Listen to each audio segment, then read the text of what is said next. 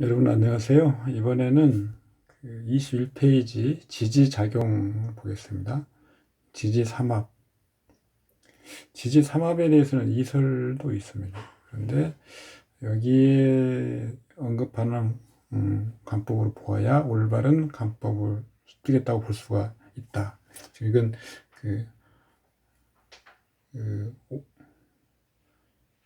오산 선생님 맹파의 이론을 소개하는 그 글입니다.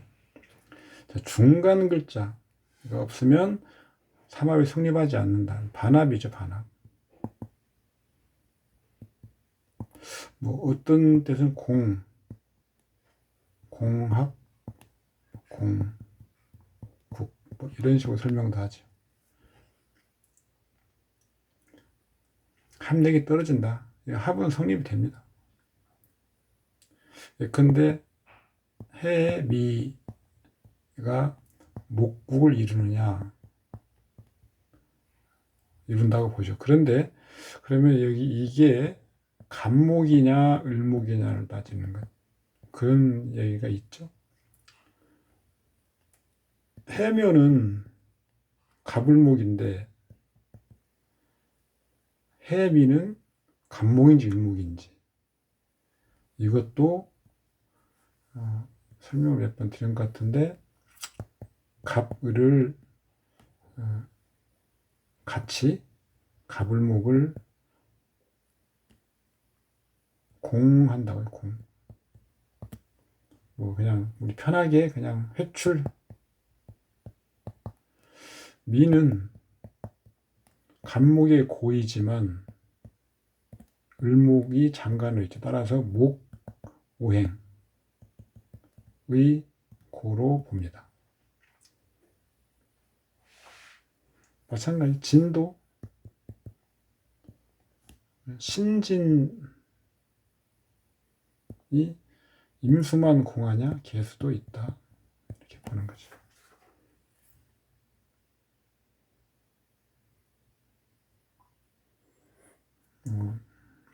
이 부분도 쭉 읽어보시면 됩니다. 특별히 여러분이 다 여기 그런데 뭐 예컨대 여기는 한번 좀 보시면 됩니다. 신자진 삼합의 경우에 신은 수에 의해 설계되어 금의 영향이 감소되지만 변질되진 않으며 진토의 토라 토성이 부족한지라 만약 원국에서 화가 없으면 진토는 본래 토성을 버리고 화하게 된다. 해묘미 합의 경우 해수는 설계되고 미토는 극을 당하는 관계라 쉽게 화하게 된다. 삼합 화한다고 하는 것은 본성이 변하는 건데요. 그런데 고지, 토죠, 토. 토가 끼어있는 삼합이나 반합에서 화국이 이루어진다고 할 때 토성은 끝까지 본성을 유지합니다. 설명은 좀 다른 거죠. 왜 그러냐면 우리가 토는 본래 충기죠, 충기. 여러 가지 기운이 모여있는 그런 상태죠. 따라서 제일 나중에 변하는 거죠. 토는 우리가 매개체 역할을 하죠. 매개. 다른 것들을 다 매개해주고 가장 나중에 변하는 거죠. 따라서 토성은 미약하게나마 남아있다라고 보시는 게 좋습니다.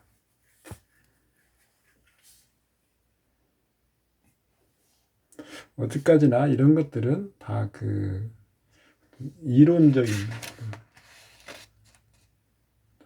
이론적인 어떤 체계 수립을 위해서 설명드리는 것이고, 실제 사주팔자를 간명하고 통변하는 데는 반드시 임상이나 이런 것들이 추가되어야 합니다. 중간 글자가 주인의 위치인 시지나 일제 위치하고 길씨면서 다른 십성과 합을 하면 대기라고, 반대로 개개일치인 년지 월지에 위치하면서 설사 길신이라고 하더라도 그 다음으로 길한 것이라고 보라. 이명주는 개축, 신유, 개해, 정사인데 이명주는 재성이 합을 당하고 사화가 사유축 합을 합거되어 길하지만 사유축의 유금이 월진 개개일치에 거하는 까닭으로 재물이 다른 것 빠져나간 것을 의미한다. 따라서 이런 구조가 되면 재물이 자신의 뜻대로 모이지 않고 낭비도 많게 된다. 특히 사유의 년이나 운을 만나면 재물 손실이 크게 된다.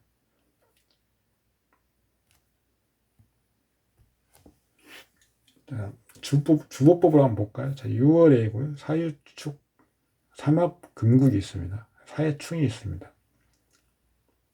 온전한 금국은 이루어지지 않죠. 금생수가 있네요. 신금은 개수가 있고 정화가 있어서 극설이 교가하죠. 따라 신금은 주신이 될 수 없습니다. 격신은 경금이고요. 용신은 사중에 무토를 쓰겠죠.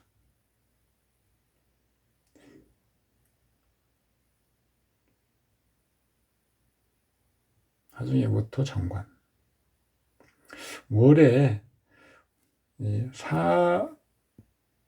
사무토는 6월의 사지죠. 그런데 이게 6월이 금국으로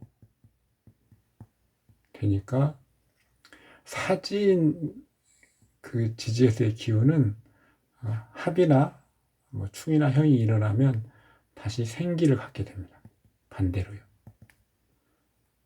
생지가 합이나 뭐 충이나 형이 일어나면 거기에 생기를 가졌던 기운은 역량의 현적이 떨어져서 사기나 다름없게 되죠. 이게 음양의 변화의 이치인 거죠. 어쨌든 경금과 무토와 정화를 씁니다.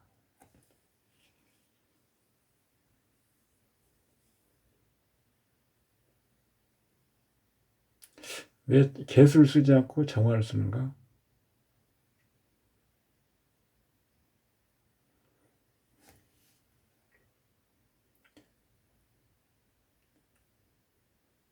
병화 시에 일단 시에 그 유기한 것을 고르는 것이 원칙입니다. 뭐 지지에서 뭐 월에 유기한 걸 고르는 게 제일 좋고요. 없으면 시에서. 그래서 개수보다는 정화가 시에 유기하고 뭐 월에도 유금에도 장생의 기운이 있기 때문에 약하지도 않고요.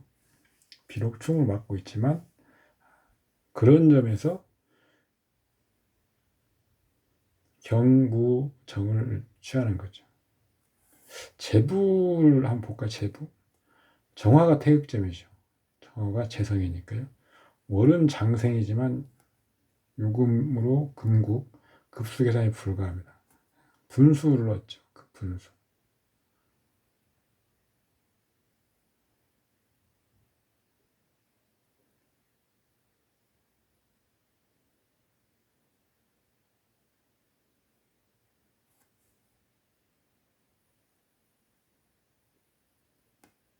사분. 천간 1급. 좌지가 제왕진에 충을 당하니까 급수 불가 6분. 합계 2급 정도. 수오행 비급이 극하는 비급은 수오행 비급은 은으로 하긴 하겠죠.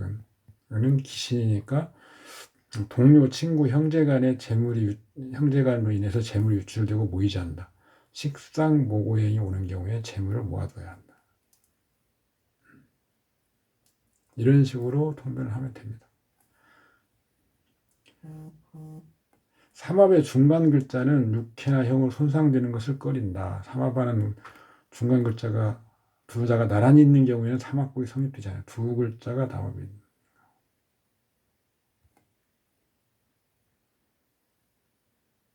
이건 자형 해당되는 예가 대부분이죠. 사유축 금구 경우에는 특성이 있는데 사화는 본래 금을 극하지만 동시에 금의 장생이도 되는 두 가지 성질을 띠고 있는 까닭으로 금이 왕할 때는 금으로 화하지만 금이 왕할 때 화가 왕하게 되면 도리어 금을 극한 성질을 갖게 된다. 여러분 읽어보시면 아실 수 있는 내용입니다.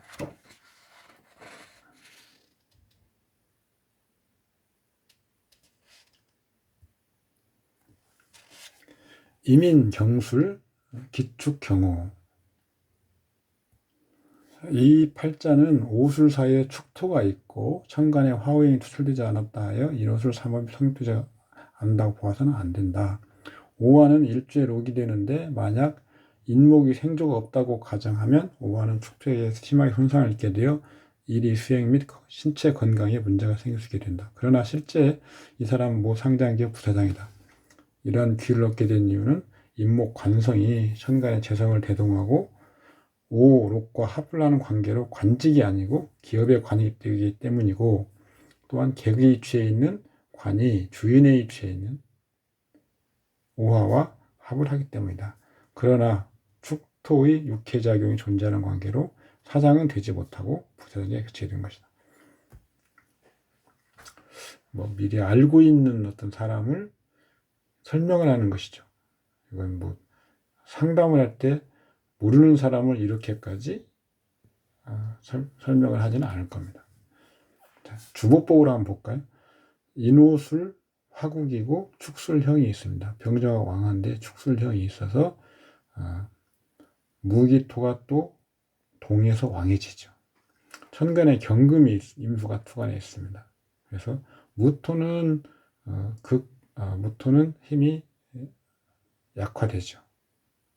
그래서 격신이 기토, 그 다음에 호위하는 용신이 정화, 무토 가신을 경금으로 설하고, 인술 화국은 임수가 제거하는, 이렇게 주보가 취해집니다.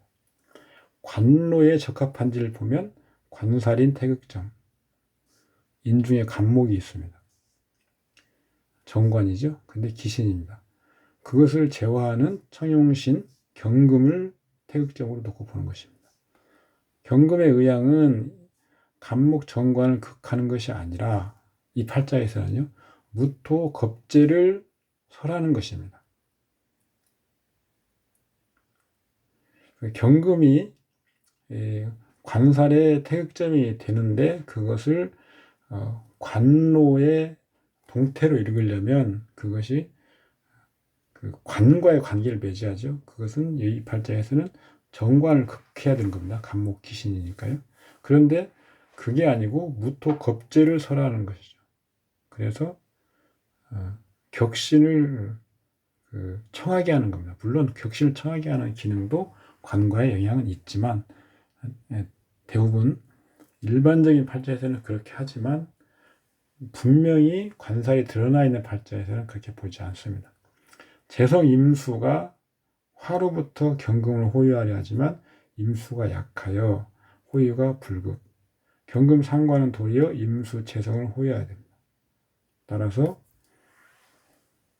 임수 상관이 관살로 그 역할을 제거하는 역할을 하지 않고 오히려 재성을 호위하는 것이죠. 그래서 기업이나 사업의 어떤 명입니다. 기업의 관리자인지 사업가인지를 보는 방법은 격신이 비겁이면 일단 사업이 가능한 경우인데, 청용신 식상이고 식상의 의향이 격신을 호위하는 것, 그것이 아니고 비겁을 청하게 하는 목적인 경우는 기업의 관리자, 식상이 없거나 무력하고 직접 재성이 신이거나 인성을 제거하는 정도면 자기 사업, 직접 재성이 신이거나 인성을 제거하는 용도이면 자기 사업자의 명입니다. 이렇게 기본적인 어떤 그 유형을 기준으로 해놓고 팔자를 분석하면 훨씬 더 좋습니다. 이 팔자는 해미가 서로 반합을 하면서 관성이 천간에 재성을 대동하고 신금이죠. 모 상장기업의 사장이 된 명조이다. 이러한 반합은 중간 글자를 공협해 오게 되는데 이렇게 공협되어서 온 글자는 암암리에 숨어있는 존재를 의미하며 그에 대한 통변은 해당 십성이 무엇인지를 보고 해석하면 된다. 예를 들어 재성이면 배우자, 칠살이면 암암리에 날 해치려는 사람, 비겁이면 형제, 양이면 배든 수단 등등.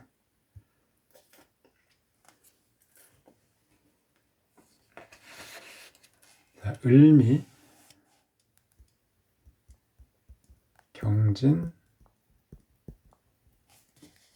정미, 신해. 전통 이론으로 보면 진중에 을목이 투과했죠. 잡기 인수격, 경신금 재성이 투관, 을경합, 인수와 재성이 기반, 편제 신금이 남아서 파격은 아니지만 승격된 것도 아니다.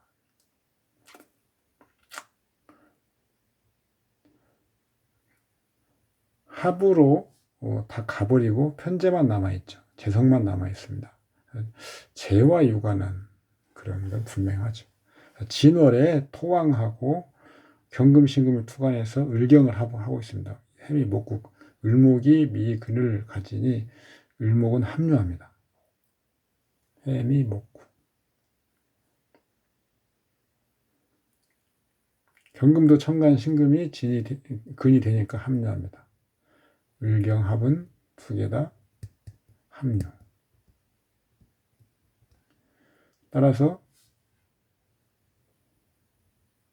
을목이 합류되니까 을목을 써야 되겠죠.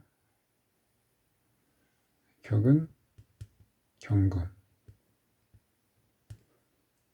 용신은 무토, 청하게 하는 것은 을목, 을정. 신금이 있기 때문에 정을 써야 됩니다. 이렇게 됩니다.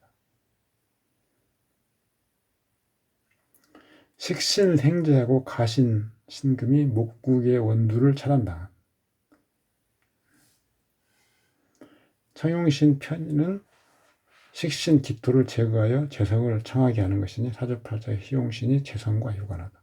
관료인지 여부는 관성이 태극점이고 없으면 청용신이 태극점이죠. 관성이 태극점인데 없으면 이 팔자에서는 지금 해수 정관이 기신이죠. 그런데 미토 식신과 합하여 인성으로 변하면서 인성이 식신을 극하여 재성을 청하게 하는 역할을 하니까 관로가 아닌 기업과 유관하다.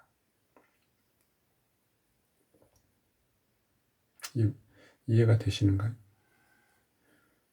정관, 해수, 이건 기신이죠. 그런데 미토, 식신, 합,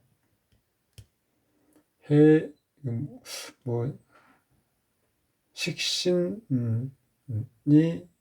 합관해서 제거하는 역할을 하죠. 그래서 인성으로 변하죠. 목으로 변하니까요. 인성.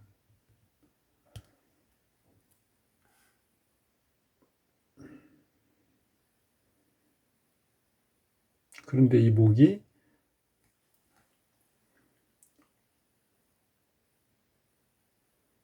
토를 극하는 거죠. 그래서 토가 생해주는 금 중에서 목이 기토를 극하고 신금을 생하지 못하게 하니까 경금 재성이 격신인데 맑아지죠. 재와 뭐 연결이 되죠.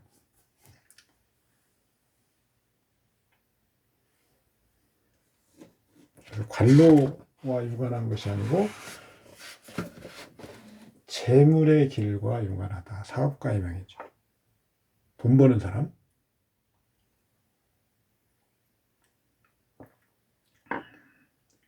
그 다음에 지지육합입니다. 일반적으로 육합을 합하는 것으로 잘못 알고 있는 분들이 많은데 올바른 방법이 아니다.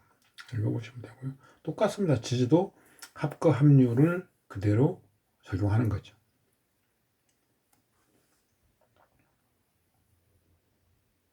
혼인을 배우자궁과 합 이런 걸 많이 보고요.